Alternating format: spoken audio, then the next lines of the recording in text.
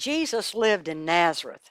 He lived with his mother, Mary, and his stepfather, Joseph, but he also had brothers and sisters, and his brothers did not believe that he was God.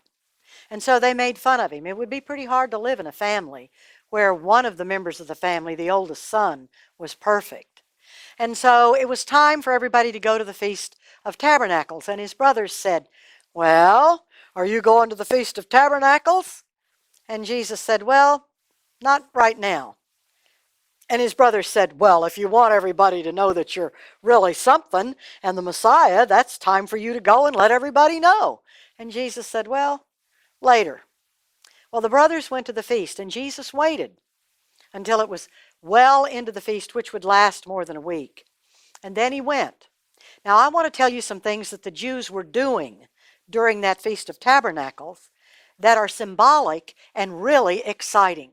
They don't tell us in the book of John, but it makes what Jesus is about to say later far more dramatic if we know what they've been doing. So, at the close of the Feast of Tabernacles, there would be one group that was watching the priests prepare the sacrifice to offer as a sacrifice. Then there was another group that would gather branches and flowers to decorate everything with. Then out from the temple would come a priest with a golden pitcher, and he's headed toward the pool of Siloam because there's going to be a big parade of people following him. He's going to go to the pool of Siloam, dip the pitcher in the living water, and come back to the temple with the living water. When he gets back to the temple with the living water, a priest is coming out of the tabernacle, out of the temple, and he has a golden pitcher, and it's full of new wine. Now there's a huge crowd of people gathered around the temple. And they go up to the place where the sacrifices are being made, where the sheep's blood is running off and down into the tunnel. And there were two funnels over the sacrificial place. And the priest with the golden pitcher with the living water in it, and the priest with the golden pitcher with the new wine, representing new life and the Holy Spirit, but the people didn't realize that, would stand over the funnel, and they would pour the living water and the new wine through the funnels, and it would mix with the blood of the sacrificial lamb and flow down into the valley of Kedron. And the people then would begin to dance and sing and pray and quote the 118th Psalm, which is begging the Messiah to come. And then at a certain moment in the feast, the priest would demand quiet, and the music stopped. The people were silent. You could have heard a pin drop. And that's when Jesus shouted with a loud voice, "I am the living water.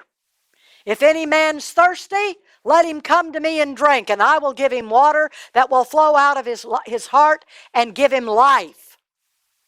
Can you think of a more dramatic time for that to be said? Can you imagine? The Messiah standing right there in the midst of them.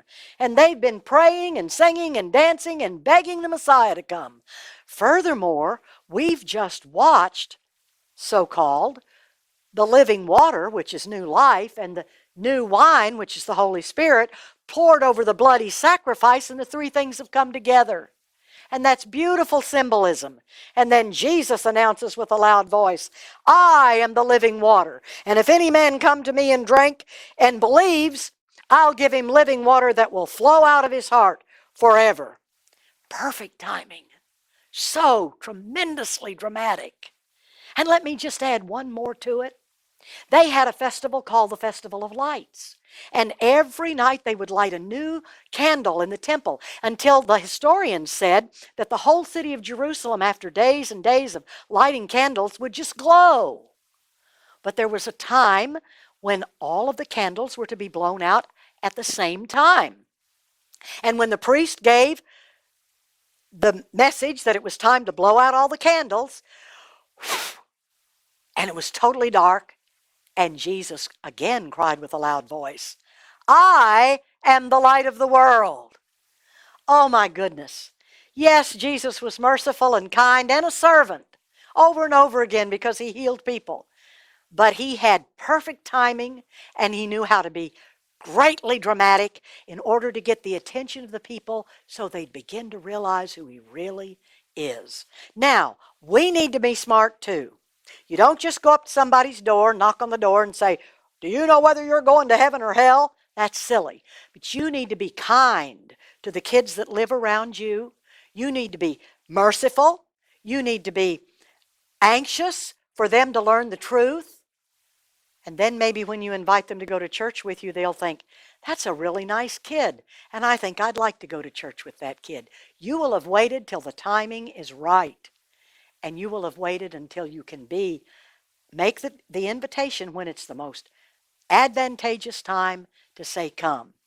And then you will have been the light of the world, just like Jesus is, and he's told us to be that.